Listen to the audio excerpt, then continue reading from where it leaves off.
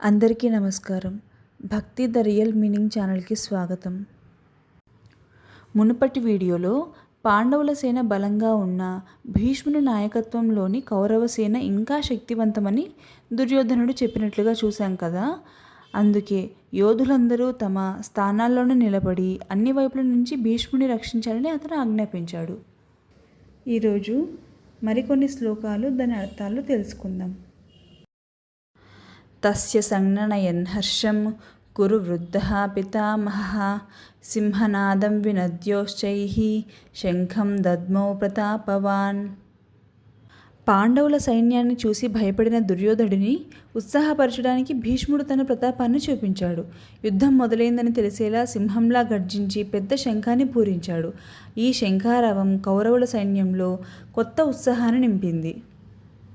తతః శంఖశ్చ భేర్యశ్చ పణవానక గోముఖాః సహసైవాభ్యహన్యంత సశబ్దస్తుములోభవత్. ఇది యుద్ధానికి ముందు వాతావరణం.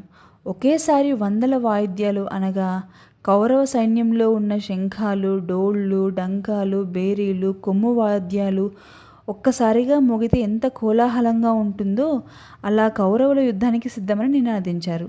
మాటలు చాలు, ఇక పని మొదలు అనే అర్థంలో ఇది నిలుస్తుంది. ఇప్పుడు కృష్ణుడు, అర్జునుడు కౌరవులకు దివ్య శంఖానాదంతో సమాధానం ఇస్తారు. కానీ ఆ శంఖాల పేర్లను అంత ప్రత్యేకంగా ఎందుకు చెప్తున్నారు?